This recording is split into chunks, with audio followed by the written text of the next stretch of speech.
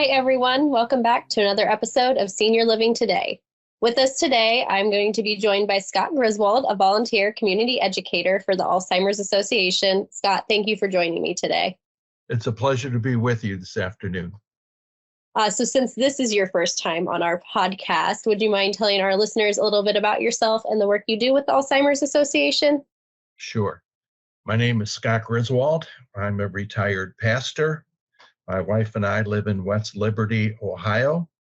We are a blended family with 6 children, 13 grandchildren, and 1 on the way. Oh, wow. Big family. Yes, I came to the Miami Valley Alzheimer's Association, and probably around January, February of 2019. After receiving my own diagnosis of dementia, Alzheimer's, and not really being too much educated on exactly what this meant. As a pastor, I knew that I had individuals in my congregation that were experiencing what I would call aging. Sometimes I would call it Alzheimer's, sometimes call it dementia, not really understanding exactly what it was. The same as having care partners and caregivers as well in the congregation, and at times trying to figure out how best I could support them in these trials that they were having. So doing a internet search, the Miami Valley Alzheimer's Association was the first item to come up on my screen. I looked into it, saw that they were offering workshops on such as understanding aging, dementia, and Alzheimer's, as well as 10 warning signs. And I decided I needed to attend some of these workshops. After attending those workshops and gaining a better understanding, I thought it would be quite interesting, or I thought this would be something that I am able to do and give back as I move into retirement. As being someone who likes to get up in front of people and speak, I could share my story, talk about the importance of early detection, no denial, overcoming the stigma, as well as living healthily with having, quote, this particular disease. So I became a community educator. Well, Scott, I want to thank you so much for being here today and sharing your story with our listeners. And today we're actually going to talk about brain health and some tips that our listeners can implement in their own lives to help keep their brains healthy. So I think that's going to be a big help today for all of our listeners. So let's discuss the 10 healthy habits that we can implement to keep our brains healthy. The first one is challenging your brain. So what can our listeners do to challenge their brains, and why is that important? I think it's important to continually work on challenging your brain in different ways. Now, I know that with my diagnosis, my morning routines are the best for me. So I use that time to both challenge myself in reading, and I try to read things that would help me, that have questions with them and answer questions so that I can continually think and write. I know when I received my diagnosis, one of my daughters gave me this journal called Grandpa's Story, and it was 365 days of questions just to help trigger your memory and how to trigger your past, and give some suggestions. Now, out of all of the grandparents, I was the only one that completed that task. But it was very helpful in allowing me to write each morning. It allowed me to think and recall in various ways. Now, I will also add, sometimes we get in trouble playing too many games on our telephone. Guilty. I think that helps. So that's very important as well. I do read. Reading is difficult for me. I don't recall what I read. So when I do read, I take notes that enable me to have a conversation with folks. If I'm in a book study or a Bible study or some sort of group, or just have a conversation with my wife about something that I have read. Well, I think those are some great tips. Thank you for sharing those with us. The next thing that we are going to talk about is staying in school.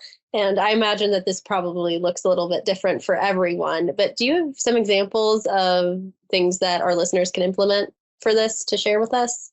Well, it was interesting. I do believe in lifelong learning. We are always in the process of learning. And one of the unique things that I was able to do was to take a 16-week program following my diagnosis. It was called Next Steps, and you can find that online, and it's done through Eden Seminary.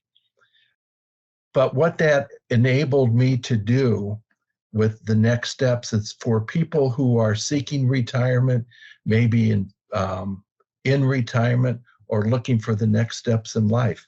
And that gave me the opportunity to learn and plan as I and my family go through the next stages of this particular disease.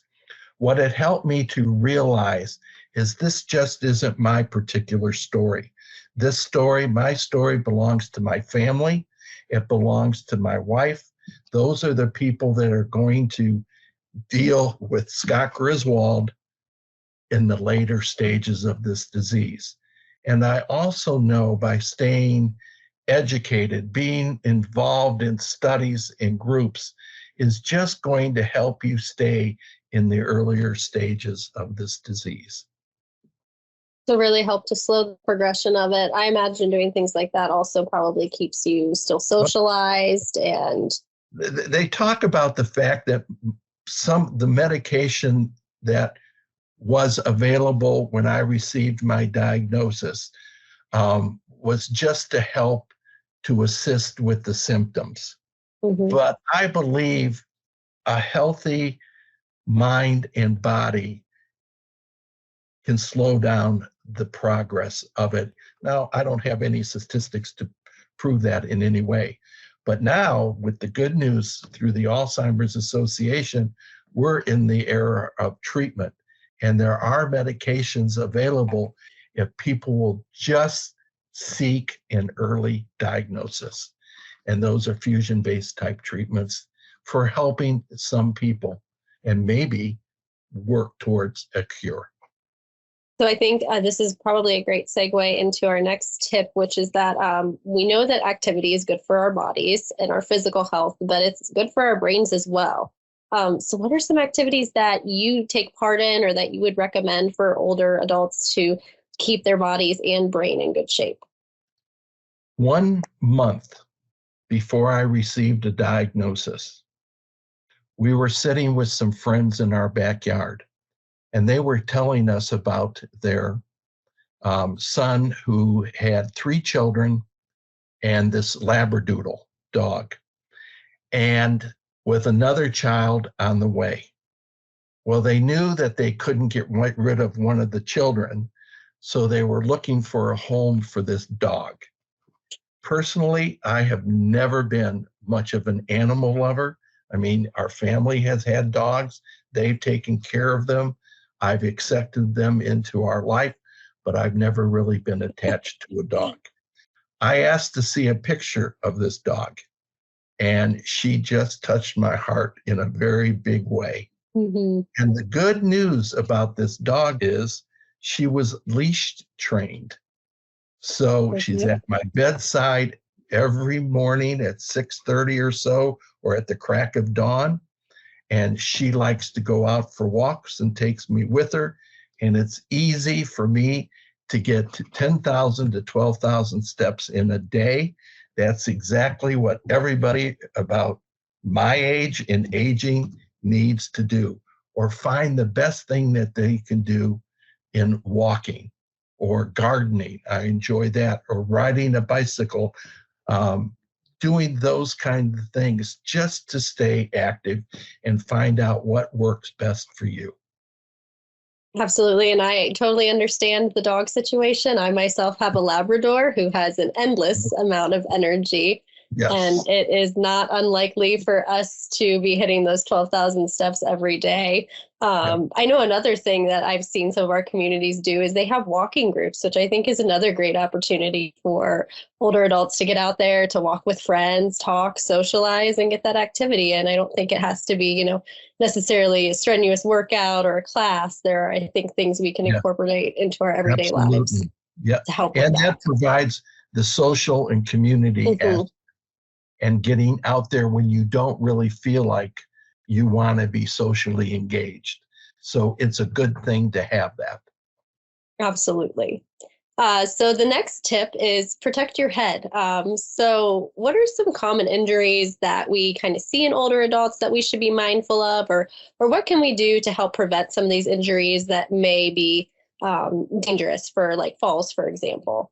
Well, one of the warning signs is poor judgment, and that happens when you're walking, and especially walking at dusk or dark, Hmm. and you can easily stumble and fall.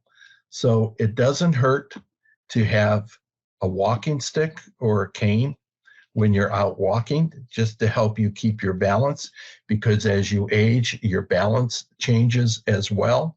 And I know that I also ride a bicycle, and I would not ride my bicycle without my helmet. I think those are great, great tips and great pieces of advice for that.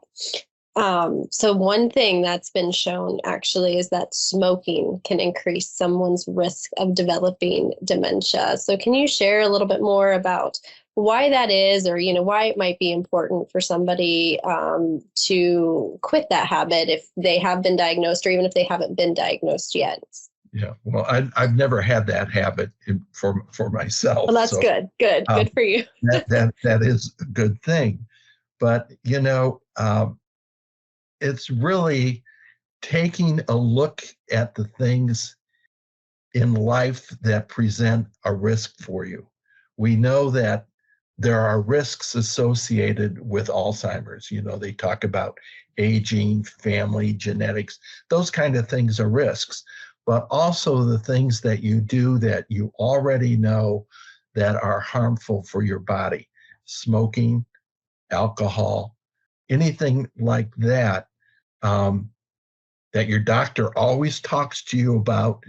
If you're doing the annual Medicare examination, which I just recently did with my doctor, they go through, they want to know how much if you're smoking, what are you taking each day in terms of smokes?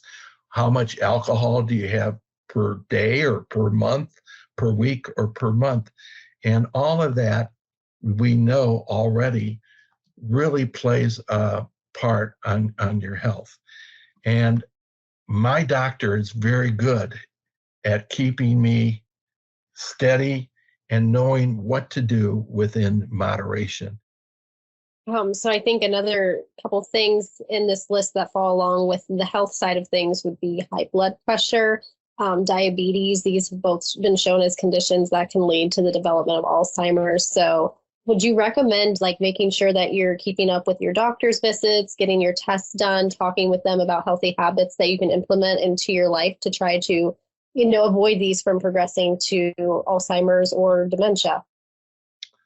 I have a very progressive doctor, and I've had this doctor for 28 years. Met him when he got out of his hospital residency, and I've stayed with him ever since. And part of our quarterly routine is having blood tests done and having that looked at and maintaining good levels with that. And also taking my blood pressure on almost a daily basis. And the type of blood pressure machine that he gave me automatically reads it into his office, as well as some other organization who calls me on a monthly basis just to ask me how I'm doing and things that I am doing. And I'm able to get my blood pressure down in the range of 120 to 130 with his help and with healthy living. I was at a conference where the president of the Alzheimer's Association was speaking. And the one question that was raised is, what is the best level of blood pressure for anybody, especially those with a diagnosis of Alzheimer's, for good brain health? And she mentioned it needs to be in the 120 range. So that was the goal that my doctor and I, as we talked about it, decided we needed to get me there through medication and through exercise and through diet, those kind of things. So on the same track of keeping healthy, what we eat also has a huge impact on our brains. So what foods have you maybe implemented into your diet since your diagnosis that you've made changes with, or what would you recommend our listeners do to try to just keep a healthy diet and in turn keep their brains healthy? Have somebody else that cares for you take care of that.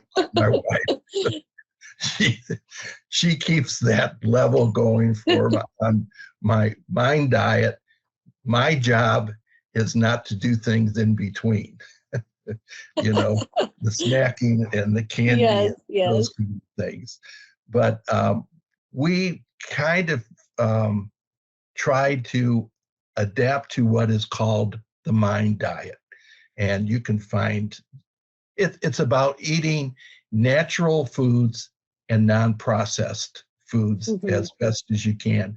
I was out doing a workshop this week, and somebody shared with me that they received the suggestion, your best bet is to walk around the perimeter of the grocery store and stay out of the aisle. And I really like that like advice. that particular idea. If you could do, the fruits, the vegetables, the dairy, and those kind of things. So, and again, ice cream is a processed food, and we all love ice cream. And it's just about stepping back and thinking, how much do I really need? Have a taste and do things in moderation. Exactly. And I think that also too kind of plays into the maintaining a healthy weight, because that's one of our other tips for keeping our brains healthy. And I think if you have a good diet, you're doing things in moderation, you're mindful of what you're eating, that can also help with maintaining that weight as well. Speaking of mindfulness is very important. Part of that for me is keeping mindful in 4 areas. And we've already talked about it: mindfulness in relationships, mindfulness in physical activities, mindfulness in spirituality, whatever that might be for you, whatever you find, whatever might be sacred. And there's one more: keeping your mind healthy. Yes. So on that subject, we also have sleep. Sleep's really important for keeping our brains healthy. So how much sleep should we be getting each night? And, what are kind of some of the effects that it can have if we're not getting enough sleep? Well, I have found with my diagnosis and as I'm progressing that I'm sleeping a little bit longer at night, and also knowing my limits and finding an afternoon time of maybe an hour of just relaxation or stepping out of my environment just to relax. But usually I'm good for about 7 or 8 hours per night. Doesn't mean it's a standard all the way sound sleep for that amount of time. But my dog will wake me up and inform me that she would like to go out for a few minutes, and we can do that and come right back in and go back to sleep. But I think healthy sleeping is important, and find out what's best for you. Absolutely. So, Scott, I just want to thank you for sharing your story with us today. And I was just curious as to if you have any other, advice for listeners, either who have received a diagnosis or maybe even their family members of those who have received a diagnosis, and and just if you have any tips for them. I think it's important to know your story. Don't live with the stigma of the disease. I tell people I have overcome the idea or have overcome the quote, dis-ease of Alzheimer's. And keeping that in mind, it's living in the present moment. Just the things my doctor told me and told my wife. Live in the present moment, reduce the stress, find out what your passion is, and live that passion every day as best as you can. Know your limits, know what parts of the day works best for you. And don't be hesitant when you need to step out or step away and regain your energy. Just do it. It's important for yourself. Well, Scott, it was such a pleasure having you with us today. Thank you again for sharing your story with our listeners. I think it's so important for us to be sharing these stories and reducing the stigma around this disease. It does affect so many people. And I think the more we share, tips for preventative measures or even things to do once you have a diagnosis, it's just very important. So I really want to thank you again for being with me today. My pleasure. Anytime. Thank you for having me and inviting me. Absolutely. So for all of our listeners, I want to make sure that you tune into our next podcast in 2 weeks, where we'll be discussing how to have the conversation with your parent about moving to a senior living community. As always, be sure to like and subscribe to the Senior Living Today podcast so you never miss a new episode, and we will be back again in 2 weeks.